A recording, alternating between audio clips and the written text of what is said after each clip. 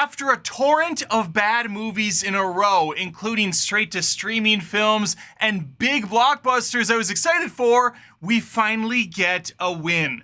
And leave it to A24 to do the job with Friendship. A movie that unfortunately I didn't get to see in theaters, but people kept begging me. They kept coming up to me on the streets, tears in their eyes, pouring down their cheeks. Sir, Adam, will you please watch and review Friendship? I'm begging you, sir. Of course, I shooed the peasant away, but now here we are. I finally watched the movie. Honestly, don't even know where I watched it, but I saw it, and I'm going to give you my thoughts in a spoiler review. I'll start with spoiler-free stuff and we'll make our way there. Let's begin. Actually, I'm gonna go ahead and bump the brakes for a second and ask you to be my friend by subscribing to the show Adam Does Movies on YouTube, Spotify, and Apple Podcasts. That way you and I can hang out together and talk movies, and I would appreciate it. Would appreciate your friendship.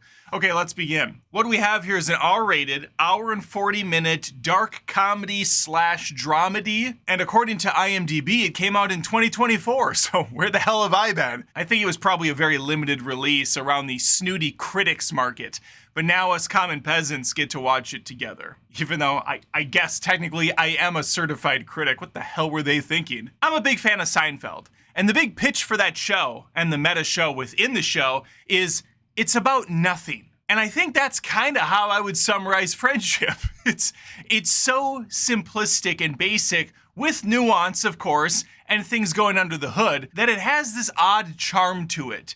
Because at the end of the day, this movie is about one man who's infatuated by another. He's got kind of an odd relationship at his house, and he's just looking for someone to hang out with. And that person is our protagonist, Craig, played by Tim Robinson. Craig is a strange guy. And you might actually know a person like Craig. I know a couple that I've come into contact with over the years. The type of guy that never really fit in. He was always a tad too awkward. You could definitely be in the room with them, but they would always slip one weird thing in that was completely off the wall. You couldn't help but be worried the next day he was gonna shoot up a school. That's Craig. And he lives down the road from Austin, played by Paul Rudd. Now, to Craig's credit, he has good taste in friends because Paul Rudd's always awesome and he just seems so likable to hang out with. And that's how his character Austin is, at least, again, at face value. There's nothing wrong with Austin. He just might not be as cool as he's projecting himself. Craig also has a wife and a kid? I ask with a question mark because I'm not actually sure if the kid is his. Here's the deal with Friendship. I'm sure if I watched it again, I would appreciate it even more, and I would be able to fill in some of the gaps I had upon my first watch. I'm not gonna go Google things or look at other YouTube videos explaining stuff. I don't like doing that. I like to be as authentic as humanly possible, even if it makes me look like a complete and total jackass. But that's my favorite part about doing the show, is just expressing my thoughts in real time after watching a movie and having a conversation in the comments. And then inevitably read the comments where I'm told to jump off a cliff and that I'm the worst person ever, blah, blah, blah, blah. Anyway, it's the internet, baby. It's what we do. The questions I have mostly relate to Craig's wife, Tammy. Tammy's played by Kate Mara, who I haven't seen in quite a long time. It was nice seeing her again. She was always a lovely actress. Here she is a cancer survivor, the wife of Craig, the mother of one, and she has a lot of guys in her life that seem to be very impressed with her, including her ex. She is also a very odd duck, and I suppose that kind of makes sense. Who else would be with Craig and all of his little quirks? The guy doesn't really know how to carry himself appropriately. He says outlandish things at the wrong time. He doesn't seem to be able to control the volume of his voice. He works at a job that he thinks is very cool, and he's very impressed with himself. He lets people know that all the time, even though his job revolves around preying on people's worst habits online by taking advantage of their addictive qualities and shoving ads and other paid things down their throats in a way to keep them on the phone on that specific app for the client. But Craig doesn't really think about it that way. He doesn't really think things through at all. He's kind of a moron. Or maybe that's not the right word, simple. We'll just say he's a simple guy, a simple jack of trades. Paul Rudd's character Austin is a meteorologist. He does the late night news, but he's up for a promotion, able to take a morning slot. And this is where kind of the facade starts to fade off, because at first it looks like Austin's a really cool guy. He's got a band, he's got a bunch of buddies, he's got a cool place, he's got a man cave, but then he gets the promotion. and suddenly he's not the cool kid. He has to impress a bunch of higher ups.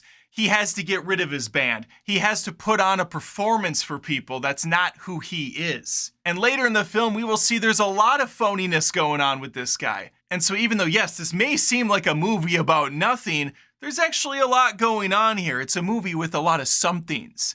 I just wasn't sure what those somethings were supposed to be, or even if they were supposed to really be anything at all. Let's get back to Tammy, because that's where a lot of my questions come from. But before I get out ahead of the skis, as they say somewhere, I enjoyed this film. I thought it was a good time. I didn't love it like I was hearing from some other people.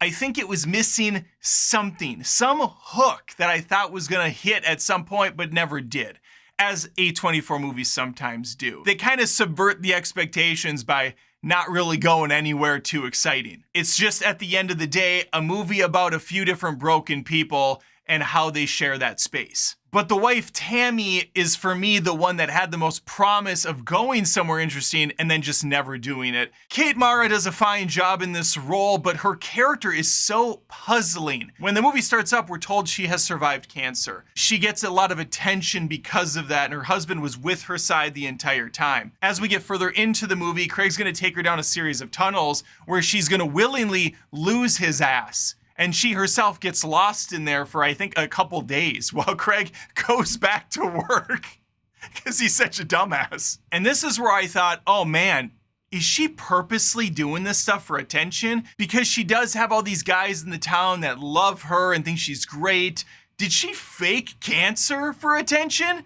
This was the kind of stuff that was going through my head. It is A24, but no, doesn't seem like that was the angle at all. She just, wanted to say fuck you to Craig, and then she got lost. And then the other bizarre thing they have going on is her relationship with her son, who she kisses on the lips, and it seems a little ancestral at times. And then later in the film, she ends up leaving her husband and staying at a buddy's place. I think it was her ex's even. So then I thought, all right, is she cheating on this guy? Has she been the whole time? She has made it clear several times in the film that she's not sexually getting there with Craig. And I certainly can't blame her. Craig's a dumbass. But again, because of the vagueness, it all came up question marks for me. A rewatch maybe fills in those gaps. I'm sure people will tell me in the comments what's really happening or if I'm right or wrong. But my first impression with this woman is she's loyal to Craig. He was with her through the hard times, but she's not happy. How I would describe Friendship is A24's version of Cable Guy, a movie I absolutely adore. Jim Carrey is funny as hell in that film. I mean, he typically is. Cable Guy is great. That's the more outlandish, extreme version of a toxic relationship. Whereas this one keeps things grounded for the most part. Yes, some crazy stuff happens.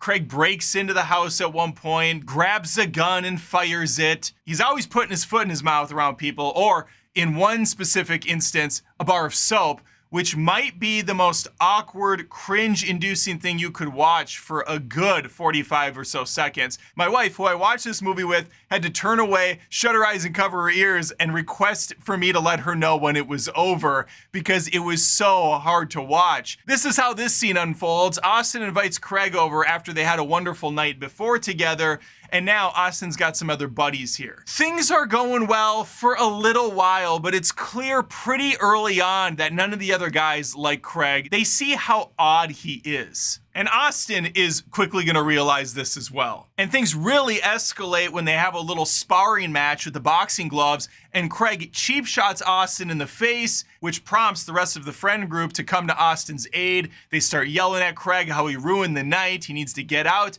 And Craig, in retaliation, takes a bar of soap, puts the whole thing in his mouth, and starts repeatedly saying, I'm sorry, I was bad, I was a bad boy, or something. I'm paraphrasing. I don't remember what he exactly says, but oh my God, was it hard to watch. Needless to say, Craig was no longer invited to Friends Night.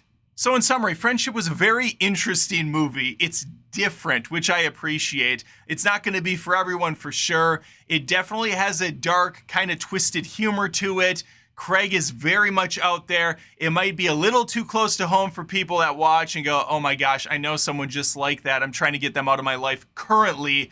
It's definitely not Cable Guy levels of hilarious for me, but this is something that I could easily watch again, and I just might do that to pick up a few things I missed the first time around, Paul Rudd is always great. Really liked Tim Robinson in this movie.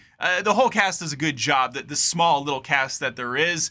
I would recommend it, though, if you like kind of off the beaten path comedies and you're looking for something to maybe get the bad taste out of your mouth from seeing Bride Hard in theaters, which I recently reviewed. Bride Hard. That went to theaters and not straight to streaming. Quick aside and fun fact about Bride Hard, which I forgot to bring up in the review, and it's actually just killing me that I forgot. This is the only movie where I went to the theater to watch, and there was probably a dozen other folks in there. It's a small, intimate theater, and you could hear a pin drop throughout the entire runtime. No laughs. I think I counted 2 times a person a couple rows up go, and that was it. So a slight chuckle or two, but otherwise deathly silent throughout the movie. It was wild, to say the least. Don't watch Bride Hard, but check out Friendship. There's my service announcement. And believe it or not, I have one more positive review coming up next. So please think of subbing to the show. Adam Does Movies on YouTube, Spotify, Apple Podcasts. If you're watching on YouTube, also please think of liking, commenting, and even hitting that notification bell so we can be friends in the future. That's how I'll show up at your front door, which is your YouTube feed in this instance. All right, that's all I got for you. Thanks for watching. Take care.